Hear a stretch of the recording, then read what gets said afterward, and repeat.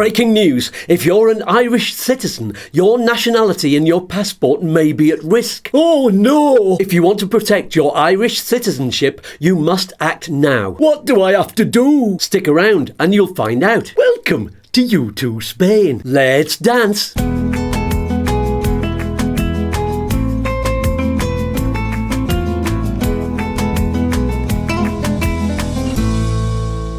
Hi, I'm Scats from YouTooSpain, and with the help of Walter, hello, I'm going to tell you about a mandatory form that some Irish citizens must fill out to safeguard their citizenship. Oh, that sounds urgent. It is. Failure to complete this form constitutes a serious risk of having your citizenship taken away. I've not heard about this before. Is it a new thing? No, but it's not very well known, and I've checked with the Irish Embassy in Spain and the Department of Foreign Affairs in Ireland to get the correct information so that you can take proactive steps to protect your citizenship and your passport, which is such a valuable asset and grants you numerous rights, including the ability to live, work and travel freely within the European Union. Which form is it then? There's a link below so you can download it. I'll show you in a moment what it looks like, and I'll take you through the process of how to fill it in, where to take it to make it official and where to send it. That's very helpful, thank you. You're welcome.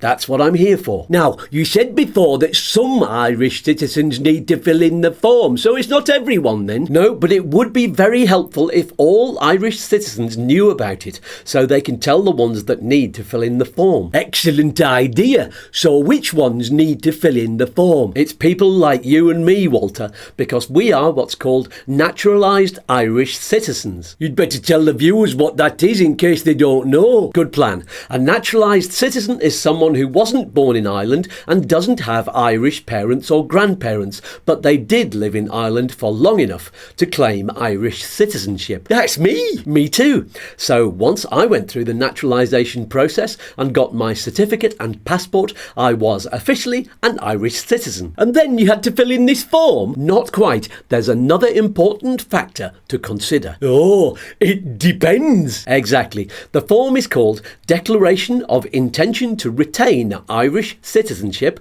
by a naturalised Irish citizen residing outside Ireland. Catchy title. Not really, but it's accurate and that's more important. So, it's for people who are officially resident in another country. That's right, and there are quite a lot of us. Okay, tell me how to fill in the form then. What does it look like? At the moment, in 2023, it looks like this.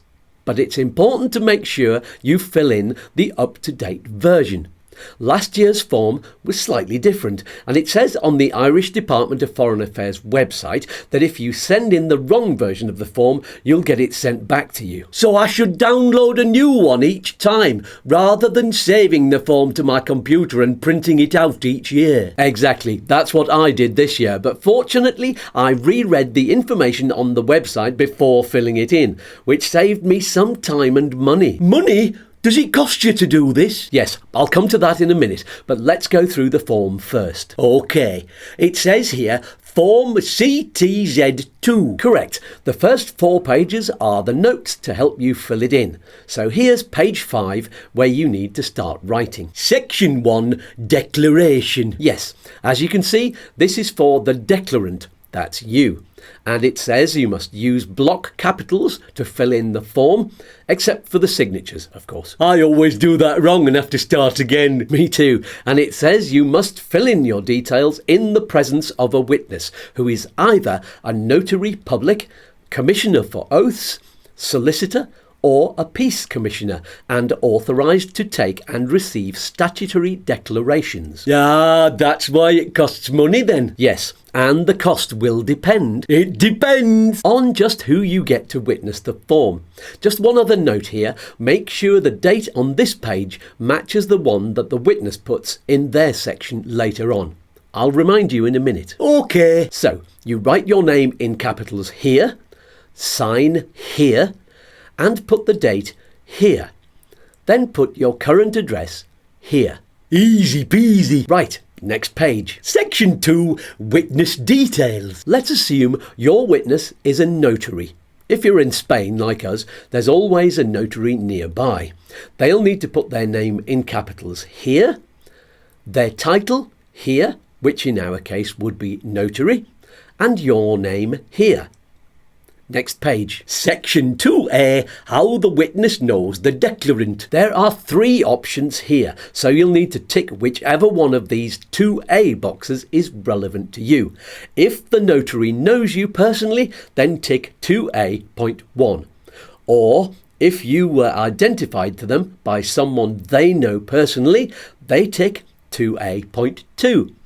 Or if you prove your identity by producing one of the 3 documents listed here, they tick 2A.3. What documents are they? It's either your Irish passport, a national identity card issued by an EU member state, or an alien's passport. What, like a Martian? Don't be silly, Walter. Sorry. Let's assume you're going to use your beautiful Irish passport. Tick this box. Then, in the boxes here, you fill in your passport number. Here, the date of issue, which is on the main page of your passport with your picture. And here you put the issuing state, which is Ireland.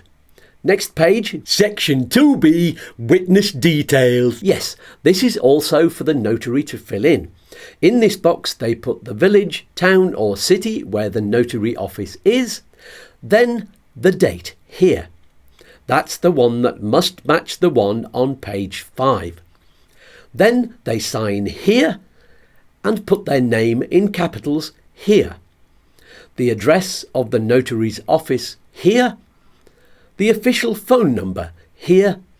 And finally, their official notary stamp here. That sounds straightforward. It is easier to understand than last year's version, certainly. I'm glad they've changed it for the better. Yippee! One thing I would say is, if your Spanish isn't very good, or if the notary's English isn't very good, it's worth having a translator with you, or some notes written in Spanish, so that the notary is clear what they need to put in each box and what the English words all mean on the form. That's very helpful. It is. And I'm sure you'll find them grateful for making their job easier. Look at it from their point of view. Ooh, that's like empathy, isn't it? Exactly. One more page to go. Section 2C, declarant details. This part you can fill in at home if you want. That'll save time when you're at the notary's office. Good plan. So, you'll need your naturalisation certificate for this, and I'd also take it with you to the notary office in case they want to check it as well. Righty-o! So,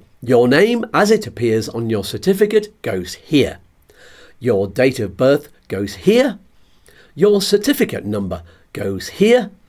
Then the date of issue of your certificate here, followed by your official date of residence outside of Ireland here. For us, that would be the date on our EU residency card.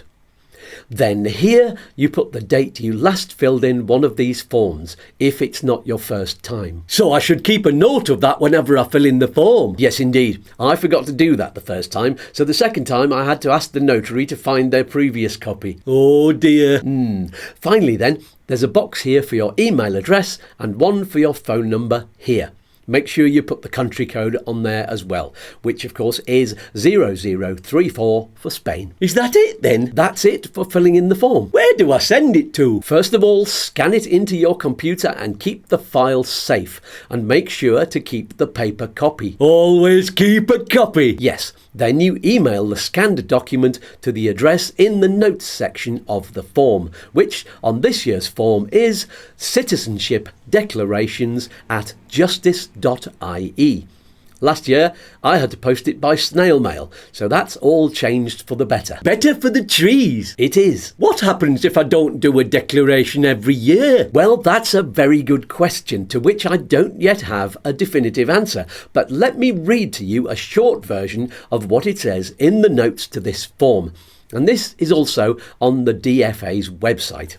Okay, here goes. Section 19(1)(c) of the Irish Nationality and Citizenship Act 1956 says that the Minister for Justice and Equality may revoke a certificate of naturalisation if he is satisfied that the person to whom it is granted has been ordinarily resident outside the state for a continuous period of 7 years and, without reasonable excuse, has not, during that period, registered annually their name and a declaration of their intention to retain Irish citizenship with an Irish diplomatic mission or consular office or with the minister. So it says they may revoke your citizenship. Yes, and it doesn't give any details to explain what might trigger that decision. Well, that's a bit vague, isn't it? It is a bit, yeah. I did ask at the Irish Embassy in Madrid, but they couldn't give me any more information. Maybe you should ask the Minister for Justice. I fully intend to.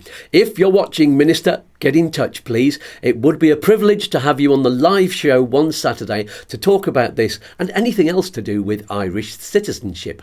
There are tens of thousands of people watching the videos I've made on the subject, so use this opportunity, please, to get your message across. I'll be watching. Of course you will. You're me. Any questions? I can't think of any. But if I do later, then you and the watchers can ask in the comments below on YouTube. Or we could ask the experts live on Saturday mornings. You could. Should we subscribe and click on the bell as well? Of course. Oh, and one more thing. What? Peace and love. Peace and fluff. Let's dance.